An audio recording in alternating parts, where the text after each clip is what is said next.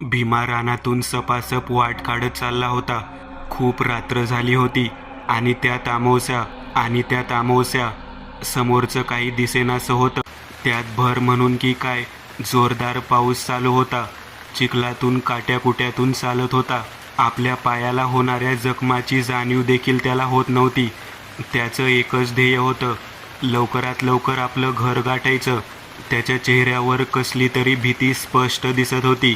एवढ्या पावसात देखील त्याला घाम फुटला होता. नुकताच भीमा आपल्या मालकाच्या मड्याला अग्नी देऊन आला होता. भीमाच्या मालकाला पोरबाळ काही नव्हतं. होते ते सगळे देवाघरी गेले होते आणि अख्ख्या गावाशी त्याचं वैर होतं. मालकाजवळ स्वतःची अशी माणसेच नव्हती. होता तो फक्त भीमा. भीमा एक घरगडी होता. लहानपणी भीमाला त्याच्या आईवडिलांनी रस्त्यावर सोडलं होतं. तो गावच्या पाटलाला सापडला. तेव्हापासून गावचा पाटील त्याच्यासाठी मालक आणि भीमा घरगडी. गावासाठी वाईट असणारा पाटील भीमासाठी चांगला होता. तसा त्याचाही फायदा होता. घरातली समधी कामं करायला फुकटचा घरगडी भेटला होता. त्या बदल्यात 2 वेळचं जेवण देत होता पाटील. पुढे पाटलाने भीमाचं लग्न लावून दिलं. भीमा, त्याची बायको आणि त्याचा मुलगा असं छोटं कुटुंब पाटलाच्या घरामागे असलेल्या झोपडीमध्ये राहत होतं. भीमाची शरीरयष्टी भरगच्च होती. 10 हत्तीचं बळ होतं त्याच्या मनगटात. 4-5 जणाला सहज आडवा करू शकत होता भीमा. त्यामुळे पाटलाचा दरारा वाढला होता. पाटलाच्या वाट्याला जायच्याच भानगडीत कोणी जात नव्हतं.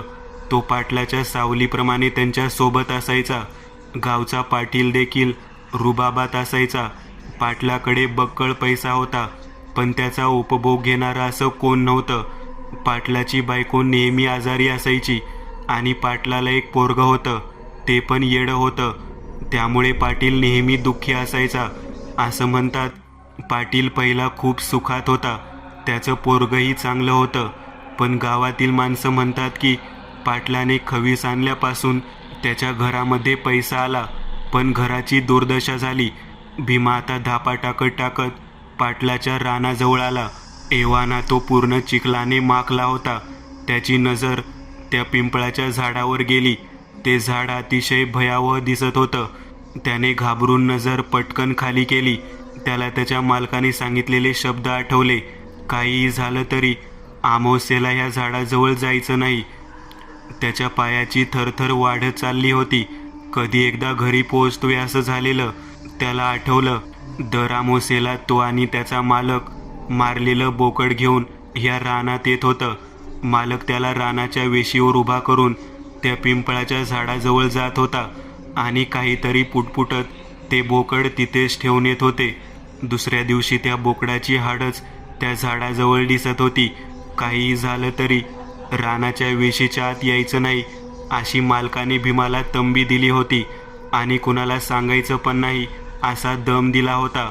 जसजसं भीमाला ह्या गोष्टी आठवत होत्या तसतसा त्याच्या अंगाचा थरकाप उडायचा. त्यात म्हणून की काय कुत्र्यांच्या रडण्याचा आवाज भीमाला असह्य झाला होता.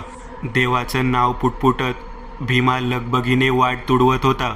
तेवढ्यात भीमाला एक कर्कश आवाज आला, भूक लागलीये मला, कोणीतरी काहीतरी द्या, भूक लागलीये.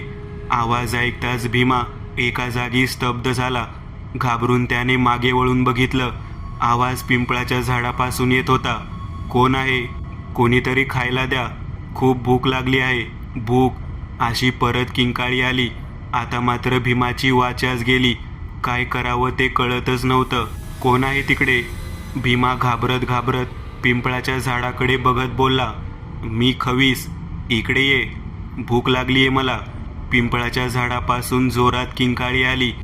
भीमा घाबरून पळू लागला, पण रानाच्या वेशीजवळ जाताच त्याचे पाय एका ठिकाणी स्तब्ध झाले. थांब, मी तुला सोडणार नाही, तू माझा भक्ष आहेस, आज मी तुला खाणार, भूक लागलीये मला. परत जोरात किंकाळी आली. भीमा आपले पाय उचलण्याचा प्रयत्न करत होता, पण त्याचे पाय जमिनीला जखडले गेले होते.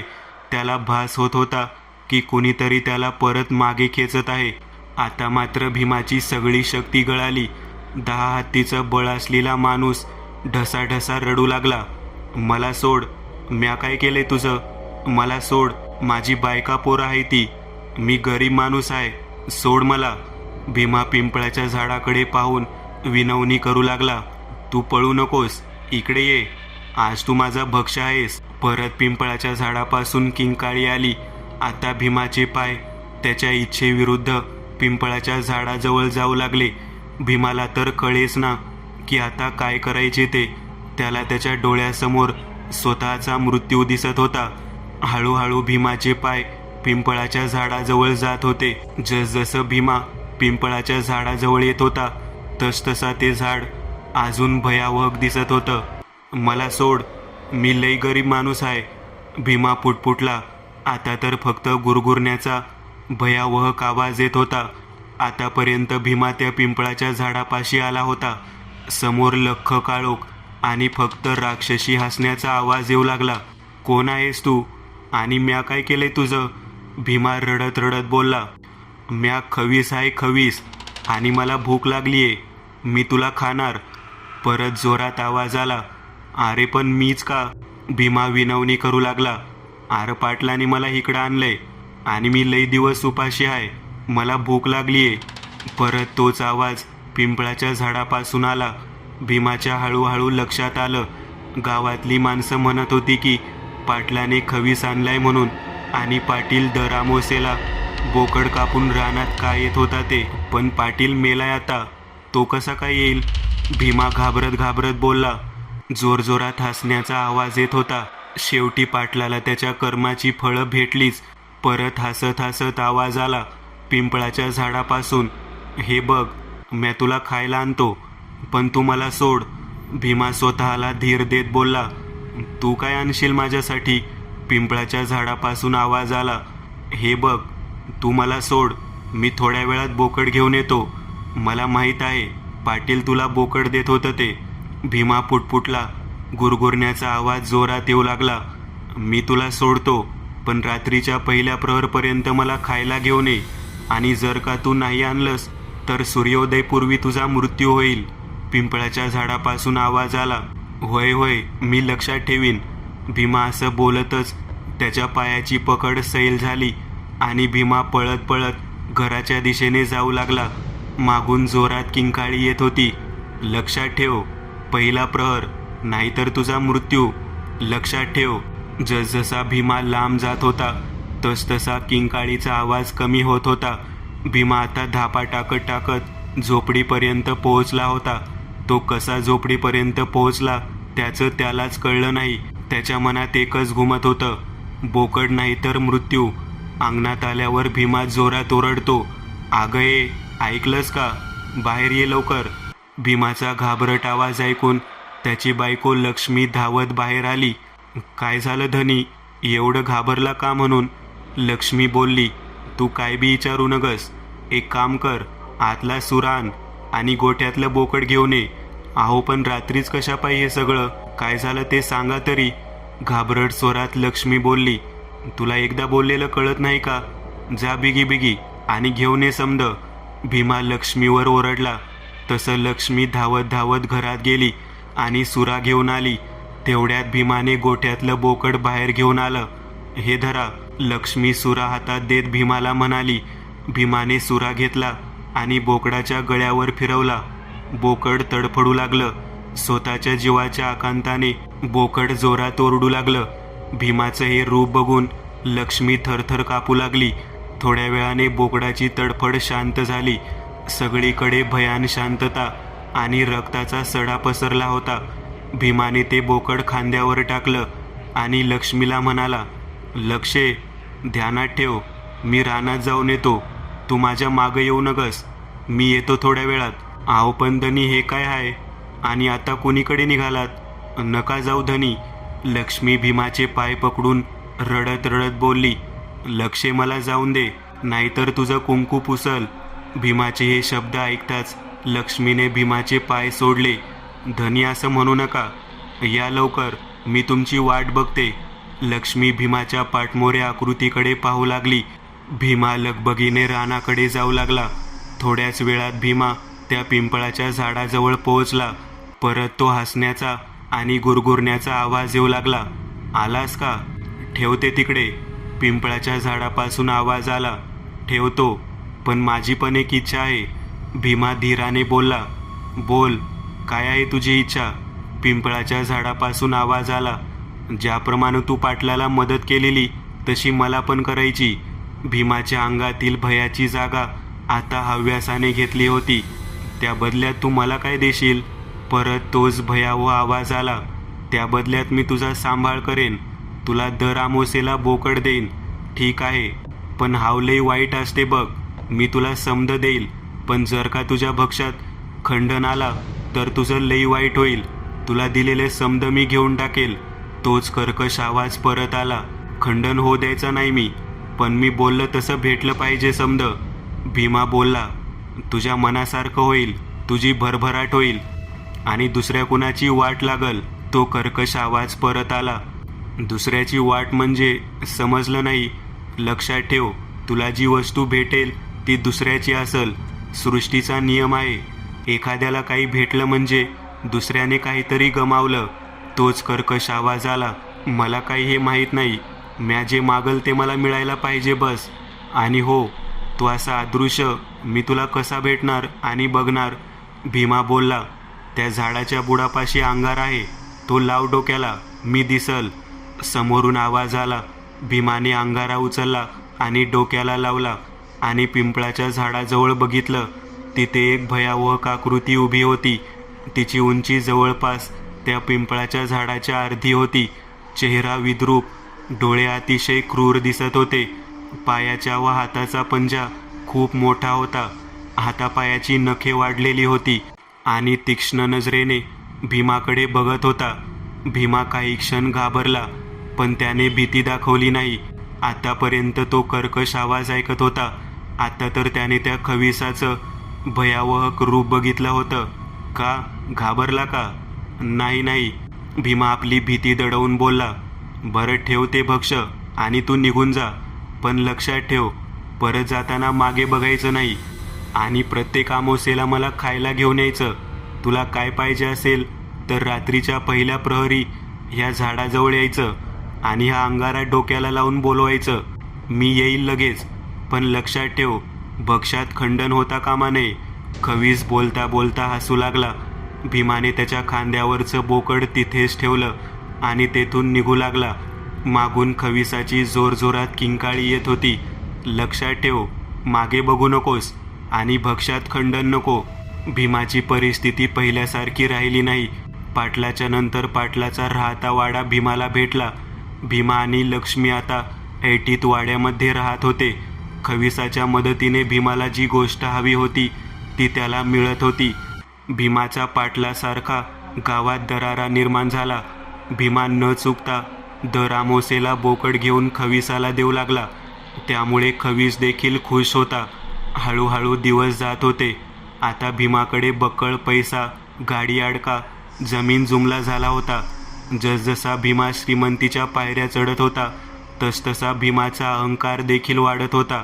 पाटलाचा फाटक्या कुर्ता आणि पायजमा घालणारा भीमा आता इस्त्री केलेले पांढरे शुभ्र पायजमा आणि कुर्ता घालून गावात मिरवत होता. भीमाचा आता घरगडीवरून मालकात रूपांतर झालं होतं. भीमा आता दुसरा पाटील झालाय असं बोलण्यात काय वावगं ठरणार नाही. लंकेची पार्वती असलेली लक्ष्मी आता गळाभर सोनं घालून गावभर फिरत होती. असाच एक दिवस भीमा आपल्या गाडीतून गावात फेरफटका मारत होता. न राहूनही भीमाची नजर रस्त्याच्या शेजारी बसलेल्या लहान मुलावर पडली. कोण आहे रे हा? भीमा रुबाबात ड्रायव्हरला बोलला. मालक काय माहीत, पण गेली 10-15 दिवस इथंच दिसतं हे पोरगं.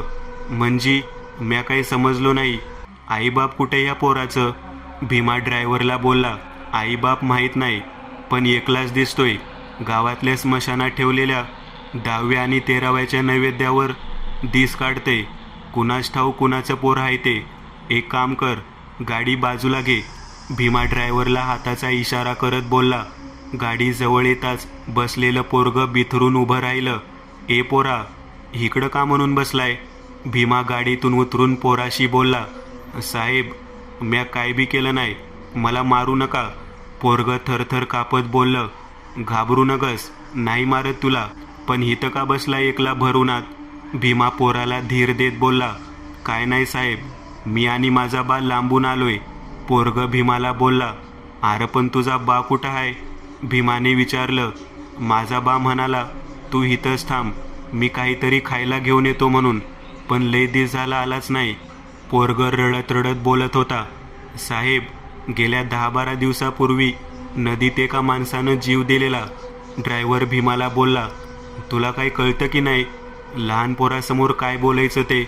भीमा ड्रायव्हरला ओरडत बोलला. तू परत घरी जा पोरा, आई वाट बघत असेल तुझी. भीमा काळजीने त्या पोराला म्हणाला. साहेब, आई कवाच देवाघरी गेली आणि आम्हा गरिबाचं कुठलं घर, हातावरचं पोट आमचं, कधी ह्या गावी तर कधी दुसऱ्या गावी. मी आणि माझा बा असं दोघांचं विश्व. पोरग जोरात थांबरटा फोडत बोलला. का कुणास ठाऊक, पण अहंकाराने भरलेल्या भीमाच्या आतला माणूस जागा झाला. त्याला त्याचा भूतकाळ आठवला. कधी काळी त्याला पण त्याच्या आईबानं रस्त्यावर सोडून दिलं होतं. एव्हाना भीमाला सगळ्या परिस्थितीचा अंदाज आला होता. तो जीव देणारा माणूस याचाच बाप असेल हे त्याला कळून चुकलं. माझ्यावर येशील का माझ्या घरला? तुला तिथं काम देतो. घरगडी बन माझा, तुला 2 वेळचं जेवण देतो आणि राहायची सोय करतो. भीमा त्या पोराच्या डोक्यावरून हात फिरवत बोलला. पण माझा बा, पोरगा भीमाला बोलला. तू चल माझ्याबरोबर, तुझ्या बाला मी शोधतो आणि आणतो. भीमा पोराला बोलला. पोरग भीमाबरोबर जायला तयार झालं. अगं ये, बाहेर ये जरा. भीमाने अंगणात येऊन लक्ष्मीला आवाज दिला. बोला धनी. आणि हे कोण पोरग? लक्ष्मी पोराकडे बघत बोलली. हे सापडले मला रस्त्यावर. त्याची राहायची सोय करा मागच्या झोपडीत आणि घरकामाला मदतीला घ्या याला. भीमा बोलला. नाव काय तुझं? लक्ष्मी पोराला बोलली. रामा. पोरग बोललं. बरं चल माझ्याबरोबर. लक्ष्मी त्या पोराला बोलली आणि वाड्याच्या त्या झोपडीजवळ घेऊन गेली. एक काळ असाच होता. पाटलाने भीमाला या झोपडीत राहायला दिलेलं आणि आता भीमाने तिथे निवारा दिला. इथं तू राहायचं, जरा साफ करून घे, काय बी लागलं तर वाड्यावर यायचं.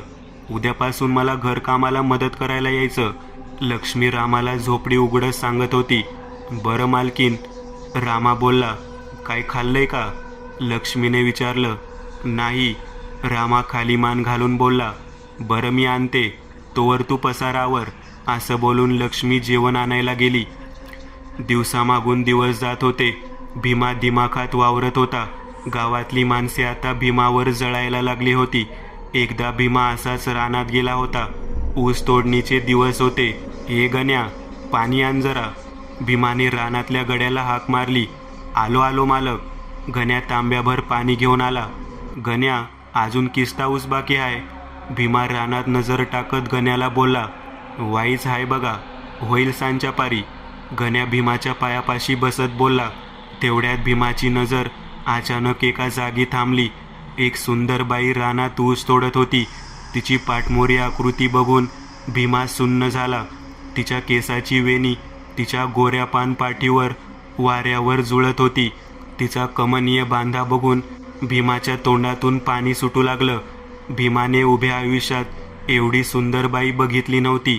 भीमाच्या आतला हवसरूपी शैतान जागा झाला होता. ए गण्या, इकडे ये रे. भीमा बाईकडे लक्ष रोखून गण्याला बोलू लागला. बोला की मालक. अरे कोण रही? भीमा त्या बाईकडे इशारा करत गण्याला बोलला. अहो, ही तर आपल्या संपाची मालकीन पार्वती, मागच्या महिन्यात लग्न करून आली आपल्या गावात. गण्या भीमाला बोलला. भीमाची नजर काही तिच्यावरून हटत नव्हती. त्याच्या डोक्यात वेगळाच विचार चाललेला. एक काम कर गण्या, लय दुपार झालीये, तुम्ही समधी जेवायला जावा. आणि हो, त्या बाईला म्हणाव तेवढी सर काढायला सांग आणि मग जेवायला जा म्हणाव. भीमा दम देत गण्याला बोलला. बरं बरं मालक. ए चला रे समधी जेवायला. ए उठा बिगी बिगी. आणि हो पार्वते, तेवढी सर पुरी कर आणि ये मागणं. गण्या सगळ्यांना हातवारे करून बोलला. बरं बरं. पार्वतीने पण मान डोलावून गण्याला होकार दिला. आता रानात फक्त भीमा आणि पार्वती होती. त्या बिचाऱ्याला काय माहीत होतं की नियतीने पुढे काय मांडले ते. भीमा हळूहळू पार्वतीच्या दिशेने जाऊ लागला. पार्वती आपल्या कामात मग्न होती. कधी या फुलाचा आस्वाद घेतोय असं भीमाला झालं होतं. भीमाच्या आतल्या शैतानाला आता शरीर सुखाची भूक लागली होती. भीमाने आजूबाजूचा कानोसा घेतला. कोणीही नाही म्हटल्यावर त्याने पार्वतीच्या दिशेने सपासप चालायला सुरुवात केली. भीमाची नजर पार्वतीच्या कमरेवरून हटतच नव्हती. भीमा आता पार्वतीच्या जवळ आला होता. त्याच्या नाकातून गरम वाफा येऊ लागल्या होत्या. पार्वतीचं मागे लक्षच नव्हतं. भीमाने पार्वतीवर मागून झेप घेतली. जशी वाघ शेळीवर मारतो तशी. एका हाताने त्याने पार्वतीला कमरेमागून पकडलेले आणि दुसऱ्या हाताने तिचं तोंड दाबलेलं. भीमाच्या हाती आता सावज लागलं होतं. पार्वतीला कळलंच नाही की काय होतंय ते. ती जीवाच्या आकांताने झटपट करत होती. भीमा आता तिला फरफटत शेतात नेऊ लागला. पार्वती आपला जमिनीवर पाय घासत विरोध करीत होती. पण काय करणार ती? राक्षसी पुरुषासमोर तिची ताकद टोकडी पडत होती. भीमाने कमरेवरचा हात काढून तिला केसाने ओढू लागला. पार्वती जीवाच्या आकांताने जोरात धडपड करत होती. एवढ्यात भीमाचा पार्वतीच्या तोंडावरचा हात सैल झाला आणि पार्वतीने हीच संधी साधून त्याच्या हाताचा जोरात चावा घेतला. भीमा जोरात किंकाळला. पार्वती पण जोरात ओरडू लागली, वाचवा. भीमाला आता परिस्थितीचं गांभीर्य कळलं. तिच्या हातून पार्वती निसटली आणि थेट शेताबाहेर पळत आली. तिच्या मागून भीमा देखील पळत आला. एव्हाना शेताबाहेर आवाजाने बरेच शेतमजूर जमा झाले होते. पार्वतीच्या फाटक्या ब्लाऊजने आणि अस्ताव्यस्त झालेल्या साडीवरून त्यांना कळून चुकलं की काय प्रकार घडला ते. पार्वतीने भीमाकडे बघितलं आणि एक जोरात कानशिलात लगावली आणि रडत रडत घरी गेली. भीमा रागाने पार्वतीच्या पाठमोऱ्या आकृतीकडे बघत होता. त्याचे डोळे लालबुंद झाले होते. भीमाने सर्व शेतमजुरांवर तीक्ष्ण नजर टाकली. 10 हत्तीचं बळ असलेल्या भीमासमोर सगळ्यांनी नजर खाली केली. भीमाला झालेला अपमान सहन करण्याच्या पलीकडे होता. ध्यानात ठेवा, जर काही बातमी बाहेर कळली तर एकेकाचे मुडदे पाडीन आणि ह्याच रानात पुरेन, कळलं का? भीमा आपल्या लालबुंद डोळ्याने सर्व शेतमजुरांवर नजर टाकत बोलला आणि तेथून निघून गेला. भीमा घरी आला, पण काही केल्या पार्वतीने 4 चौघात केलेला अपमान त्याच्या डोक्यात मधमाशीप्रमाणे घोंगावत होता. भीमाची तळपायाची आग मस्तकात गेली होती. त्याला लवकरात लवकर ह्याचा बदला घ्यायचा होता. भीमाचं कशातच लक्ष लागत नव्हतं. रात्र झाली. भीमा रागारागाने कपडे घालून घरातून निघू लागला. धनी कुठं चालला त्या टायमाला? लक्ष्मीने काळजीपोटी भीमाला विचारलं. मसनात चाललोय, येते का माझ्याबरोबर? इथनं पुढं अजिबात विचारायचं नाही कुठं चालला ते, नाहीतर जीभ हासडून देईन हातात. भीमा रागाच्या भरात लक्ष्मीला बोलून घरातून निघून गेला. लक्ष्मीने भीमाचं हे रूप पहिल्यांदाच पाहिलं होतं. एव्हाना रात्रीचा पहिला प्रहर झाला होता. भीमा चालत चालत रानातल्या पिंपळाच्या झाडाजवळ आला. तिथे ठेवलेला अंगारा उचलला आणि कपाळाला लावला.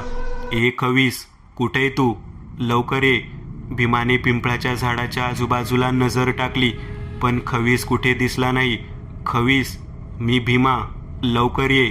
भीमा जोरात गरजला. वाऱ्याची एक मोठी झुळूक आली. हळूहळू गुरगुरण्याचा आवाज येत होता. भीमा इकडे तिकडे शोधू लागला. त्याची नजर झाडावरच्या फांदीवर गेली. एक पांढरी शुभ्र आकृती झाडावर उलटी लटकलेली होती आणि जोरजोरात झोका देत होती. त्याचे केस जमिनीवर लोळत होते. खविसाने डोळे उघडले आणि जोरात किंकाळी फोडली. कोण आहे रे? कुणाची एवढी हिंमत? म्या. भीमा, उठ लवकर. भीमा बोलला. काय झालं तुला आणि काय पाहिजे तुला? खवीस बोलला. भीमाने त्याला दिवसभर झालेली सगळी घटना सांगितली. त्याचा झालेला अपमान सांगितला. हे बघ, सौंदर्याचं विष लई वाईट असते बघ. खवीस जोरजोरात हसत बोलला. तू मला काही मदत करणार आहेस का? भीमा खडसावून खविसाला बोलला. बोल, काय पाहिजे तुला? माग, काय मागायचं आहे ते? मला पार्वती पाहिजे. एकदा तरी तिचं सौंदर्य मला चाखायचं आहे. काहीही होऊन दे, पण मला पार्वती पाहिजे. भीमा खविसाला बोलला. खवीस जोरजोरात हसत बोलला. एक लक्षात ठेव, मी हे सौंदर्य तुला देऊ शकतो, पण कुणाचं तरी सौंदर्य हिरावून जाणार. मी तुला आधी सांगितलेलं, तू जे मागशील त्याच्या बदल्यात दुसरं कोणीतरी गमावलेलं असेल. मला काही माहीत नाही, तू कुणाचं पण सौंदर्य घे, पण मला पार्वती पाहिजे. मला माझा बदला घ्यायचा आहे. माझ्या अपमानाची परतफेड करायची आहे. मला तिला फुलासारखी चिरडायची आहे. भीमा खविसाला म्हणाला, बरं ठीक आहे, मी तुला पार्वतीचं सौंदर्य देतो. एक काम कर, त्या पिंपळाच्या झाडाजवळचा अंगारा घे. हा अंगारा पुढल्या अमावस्येला रात्रीच्या दुसऱ्या प्रहरामध्ये पार्वतीच्या घराच्या उंबरट्यावर टाक. पार्वती त्या रात्री तुझ्या वशमध्ये येईल. खवीस भीमाला हसत हसत बोलला, पण तिच्या नवऱ्याचं काय, त्याचं काय करायचं? भीमाने खविसाला विचारलं. त्याची काळजी घेऊ नकोस. जेव्हा तू हा अंगारा तिच्या उंबरठ्यावर टाकशील तेव्हापासून तिचा नवरा शुद्ध हरपेल. तुला त्याचा काहीच अडथळा होणार. पण एक लक्षात ठेव, जर का उंबरठ्याचा अंगारा नाहीसा झाला तर पार्वतीवरचा तुझा वश सुटेल आणि तिचा नवरा शुद्धीवर येईल. हो, लक्षात ठेवतो. असं म्हणत भीमा तो अंगारा आपल्या सोबत घेऊन माघारी घरी निघतो. अंगारा उडू देऊ नकोस. जोपर्यंत अंगारा तोपर्यंत तुझ्या हातात वश. खवीस मागून किंचाळत असतो. भीमा आता अमावस्येची वाट बघत होता. त्याला आता पार्वतीशिवाय दुसरं काही सुचत नव्हतं. फक्त पार्वतीचं सौंदर्य आणि तिने केलेला अपमान एवढंच त्याच्या मनात घोळत होतं. कधी पार्वतीच्या सौंदर्याचा चुराडा करतोय असं झालेलं भीमाला. अजूनही भीमाच्या डोळ्यासमोरून पार्वतीचा कमनीय बांधा काही केल्या हटत नव्हता. शेवटी ती अमावस्येची काळ रात्र आली. भीमा रात्रीचा तयार होऊ लागला. आव, जेवण वाढले, येताय ना? लक्ष्मी भीमाला बोलली. नाही भूक मला, तू जेवून घे, मला यायला येळ होईल. भीमा लक्ष्मीला बोलला. आहो, पण आज अमावस्या आहे, आज रात्री कुठं जाऊ नका. लक्ष्मी कळकळीने बोलली. तुला हजारदा सांगितले मला जाताना अडवायचं नाही म्हणून. भीमा रागाने लक्ष्मीला बोलला. तरी पण माझ्या मनाला ठीक वाटत नाही म्हणून बोलली. तुला काय वाटते त्याचं मला काही घेणं देणं नाही. तरी पण सांगतो, रानात रानडुकर घुसलाय, त्याची शिकार करायला चाललो आहे. वाट बघू नकोस माझी, झोप तू. हातात कुऱ्हाड घेऊन भीमा घरातून निघाला. निघताना खिशात खविसाने दिलेला अंगारा आहे की नाही ह्याची खात्री करून घेतली. आता भीमा हळूहळू पार्वतीच्या घराच्या दिशेने जाऊ लागला. भीमाला आपलं स्वप्न पूर्ण होते ह्याचा आनंद होत होता. रस्त्यावर काळोखाचं साम्राज्य होतं. मधून मधून अवकाळी ढगांमुळे रस्त्यावरील झाडांनी राक्षसी रूप घेतलं होतं. कुठल्याही परिस्थितीत भीमाला रात्रीच्या दुसऱ्या प्रहराच्या आधी पार्वतीचं घर गाठायचं होतं. भीमा पार्वतीच्या घराजवळ पोहोचला. त्याने इकडं तिकडं बघून कोणी आहे की नाही ह्याचा कानोसा घेतला. आजूबाजूला कोणी नाही याची खात्री केल्यावर भीमाने खिशातला अंगारा काढला आणि तो पार्वतीच्या उंबरठ्यावर टाकला. भीमाने त्याचं काम केलं. त्याने हळूच दरवाजा वाजवला. थोड्या वेळाने दरवाजा उघडला. भीमा समोरचं दृश्य बघून हैराण झाला. पार्वती लाल रंगाची साडी नेसून दरवाजात उभी होती. तिचा तो चेहरा काळोखात देखील एखाद्या मोत्याप्रमाणे चमकत होता. तिने सोडलेले ओले केस तिच्या मादक रूपाला अजून उजाळा देत होते. भीमाला एव्हाना कळलं की त्या अंगाऱ्यामुळे पार्वती त्याच्या वशमध्ये आली आहे ते. पार्वती भीमाच्या सदऱ्यात बोट घालून आत खेचते. भीमा घरात येतो. बघतोय तर काय, तिचा नवरा संपत एका कोपऱ्यात निपचित पडला होता. आता भीमाला लवकरात लवकर आतल्या सैतानाला शांत करायचं होतं. पार्वतीने दरवाजाची कडी लावली आणि भीमाला पलंगावर खेचलं. आता फक्त भीमा आणि पार्वती हे दोघेच होते. ढगांचा मोठा कडकडाट सुरू झाला आणि एखादं फूल कसं चुरडावं तसं भीमा पार्वतीला चुरडत होता. वेळ जात होता आणि भीमा अजून शांत झाला नव्हता. एव्हाना ढगांच्या गडगडाटासकट पाऊस सुरू झाला. जसजसा पाऊस जोरात पडू लागला तसतसं उंबरठ्यावर टाकलेला अंगारा वाहून जात होता. थोड्या वेळाने उंबरठ्यावर टाकलेला सर्व अंगारा वाहून जातो. आतमध्ये भीमाच्या बाहुपाशात असलेल्या पार्वतीला जाग येते. ती समोर भीमाला बघते आणि जोरात ओरडते. एव्हाना भीमाला कळलं की ती त्याच्या वशमधून बाहेर आली ते. भीमाने तिचं तोंड दाबलं. पार्वती हातापायाने भीमाला विरोध करत होती. भीमाने शेजारी असलेली उशी घेतली आणि पार्वतीच्या तोंडावर दाबून धरली. अंगात जेवढी शक्ती होती तेवढ्या शक्तीने पार्वती विरोध करत होती. पण भीमापुढे तिचं काय चाललं नाही. हळूहळू पार्वतीची हालचाल कमी झाली आणि थोड्या वेळात पार्वती निपचित पडली. तेवढ्यात बाजूला झोपलेला तिचा नवरा शुद्धीवर आला. त्याने नग्नावस्थेत भीमाला बघितलं आणि तोंडावर उशी असलेल्या आपल्या बायकोच्या मृत शरीराकडे बघितलं. संपत रागाने उठला. त्याने भीमाचा गळा पकडला. आता त्यांचा संघर्ष चालू झाला. काही केल्या संपत भीमाचा गळा सोडत नव्हता. भीमा हाताला आजूबाजूला काही भेटते का बघत होता. त्याच्या हातात त्याने आणलेली कुऱ्हाड लागली. त्याने ती उचलून जोरदार वार केला संपतवर. एका वारामध्ये संपत संपला. सगळीकडे रक्ताचा सडा पसरला. आता सगळीकडे भयान शांतता पसरली. भीमा लगबगीने उठला. आपली सगळी कपडे घातली आणि पार्वतीच्या घरातून निघाला. भीमाला आपण खूप मोठी चूक केली आहे ह्याची जाणीव झाली. भीमाच्या एका हातात रक्ताने माखलेली कुऱ्हाड होती. भीमा आता घराच्या अंगणात पोहोचला.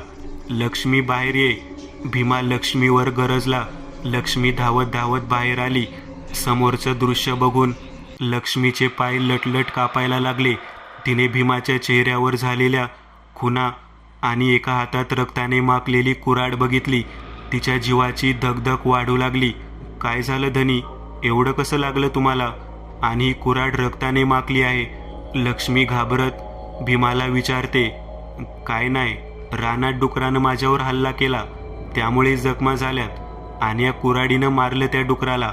आता इथंच उभा करतेस काय? जा आतमध्ये आणि आंघोळीला पाणी घेऊन ये. बरं, मी आणते पाणी. लक्ष्मी धावत धावत घरात गेली. थोड्या वेळाने लक्ष्मी गरम पाणी आणि कपडे घेऊन आली. तुम्ही आंघोळ करा, मी जेवण गरम करून आणते. तुम्हाला भूक लागली असेल. लक्ष्मी भीमाला बोलते. बरं, तू जा आत आणि तयारी कर. भीमा लक्ष्मीला बोलतो. भीमा आंघोळ करत असतो. तोच घरातून किंचाळण्याचा आवाज येतो. भीमा धावत घरात जातो. बघतोय तर काय, लक्ष्मीच्या अंगाला आग लागली होती. जीवाच्या आकांताने लक्ष्मी इकडे तिकडे पळत होती. भीमाने पळत जाऊन बाहेरून पाणी आणलं आणि आग विझवू लागला. पण आग काही विझेना. एव्हाना झोपडीत राहणारा रामा पण तिथे आला. त्याने पण लगबगीने पाणी आणलं आणि लक्ष्मीच्या अंगावर टाकलं. बऱ्याच प्रयत्नाने आग विझली, पण लक्ष्मी खूप भयंकर भाजली होती. भीमा लक्ष्मीला उचलतो आणि हॉस्पिटलला घेऊन जातो. जाता जाता त्याच्या डोक्यात खविसाचा तो शब्द सारखा लक्षात येतो. तुला मी सौंदर्य देईल, पण ह्या बदल्यात मी कुणा दुसऱ्याचं सौंदर्य घेणार. मित्रांनो, आज पुरतं एवढंच.